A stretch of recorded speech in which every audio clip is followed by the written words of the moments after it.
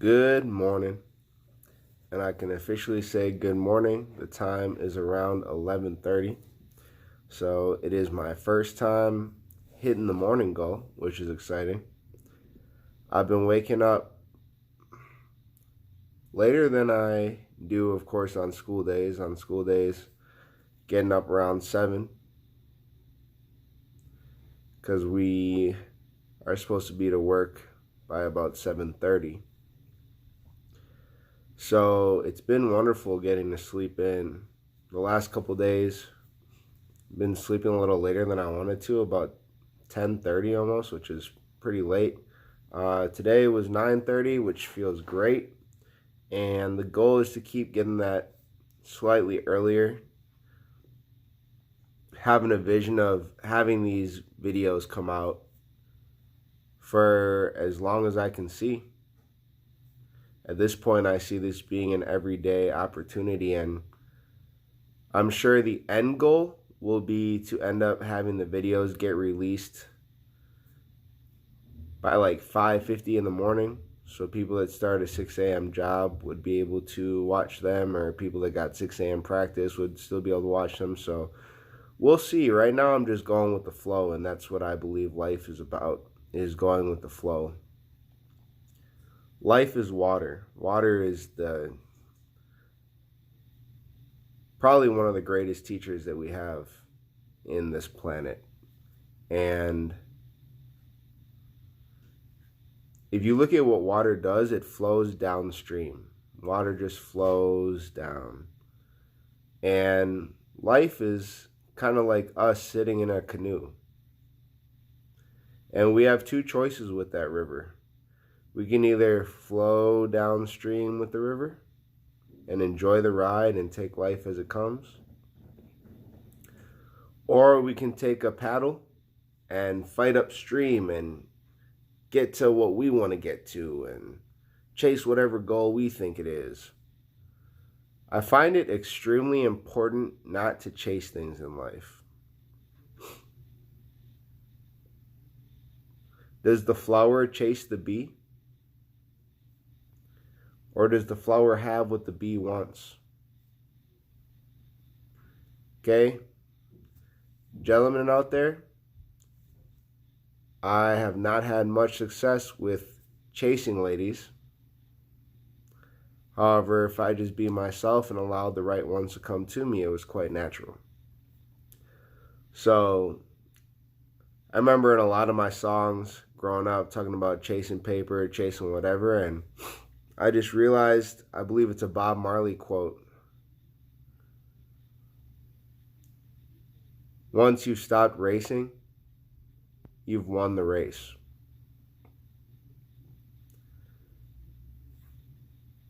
From my experience, at least the people that I'm still connected to during this isolation time, is I've noticed certain individuals realizing the peacefulness of just slowing down and enjoying stillness. I don't remember the author, however, the quotation is something around the lines of, "Stillness is the one voice of God."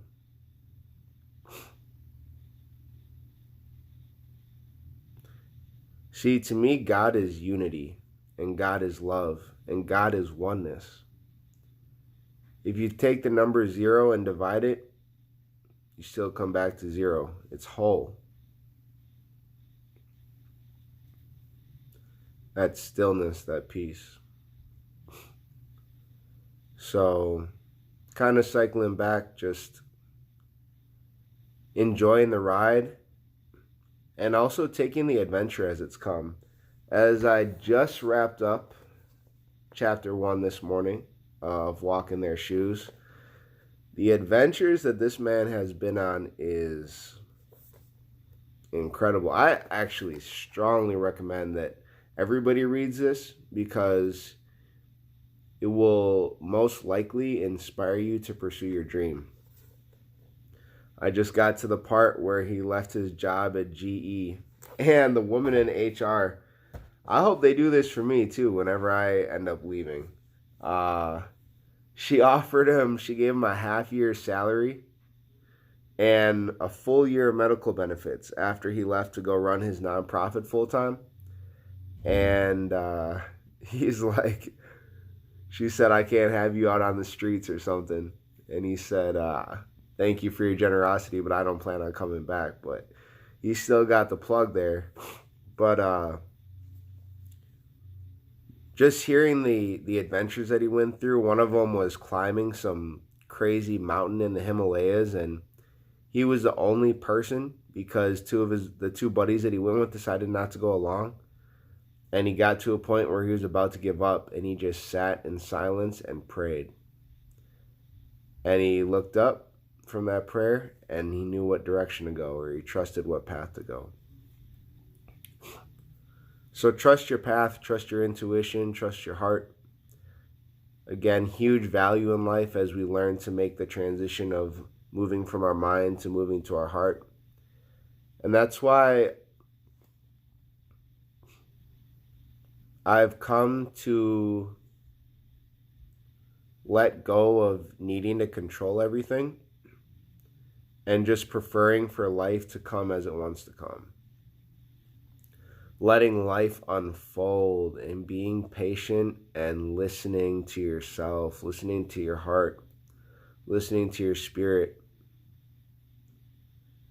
I had this crazy realization. I might have to share this with you guys. I don't know, today, off the top of the dome. Well, it really had to do with that connection, how thoughts are words. And words are literally just other people's thoughts that you've been hearing in your environment. So when you hear like the phrase a train of thought, what do trains do? They pass on by. So what are your thoughts supposed to do? They're supposed to pass on by.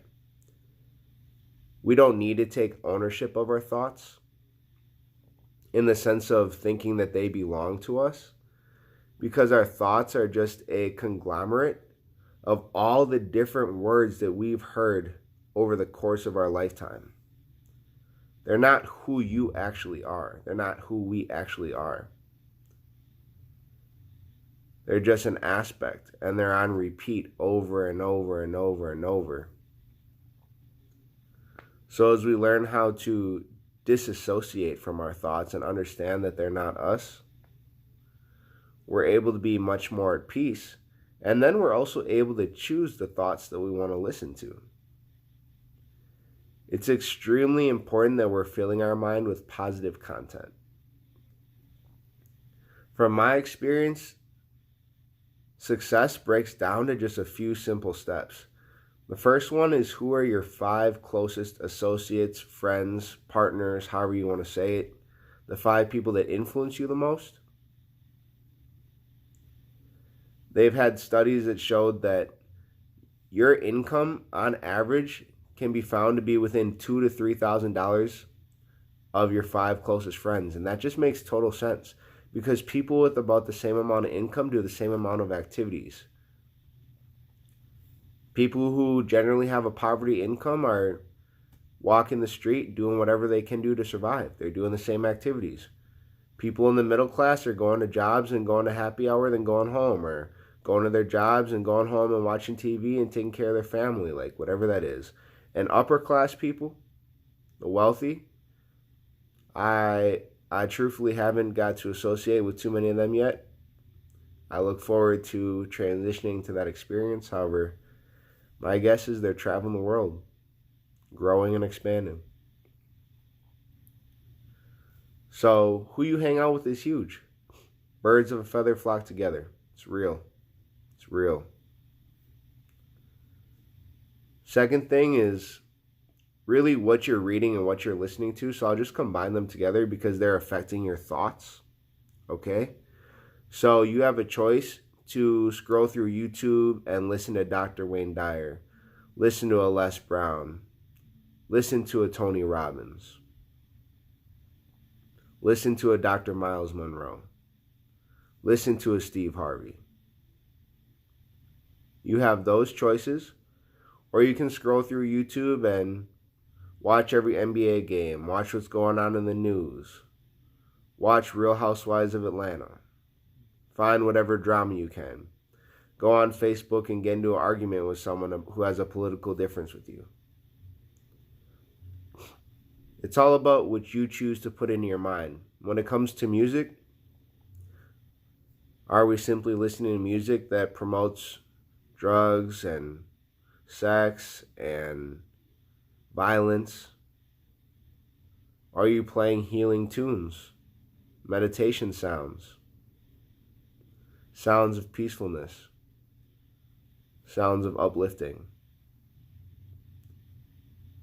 So if I was breaking down a success principle, which I actually am planning today to take the Skills That Matter program that I had been running after school for the youth, had a group of 18 gentlemen signed up, and we would just hang out, eat some pizza. Very grateful for Pizza Shuttle here in Milwaukee to donate every week.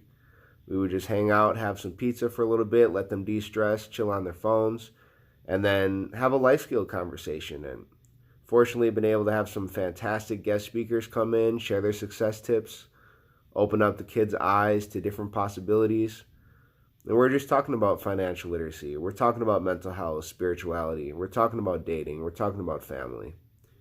And we're talking about how do you use your gift to live your fullest life. And what's your gift? Your gift is just the thing that you do best with the least amount of effort. It's your purpose in this world. You don't plant a watermelon seed thinking that a pineapple tree is going to grow out, and you don't plant an orange seed thinking an apple tree is going to grow out. So that's the biggest challenge with the school system right now, is we need to help kids live out their gift, live out their purpose, because when you feel purposeful and you feel adventure, you're going to be happy. The Bible says, man without vision shall perish.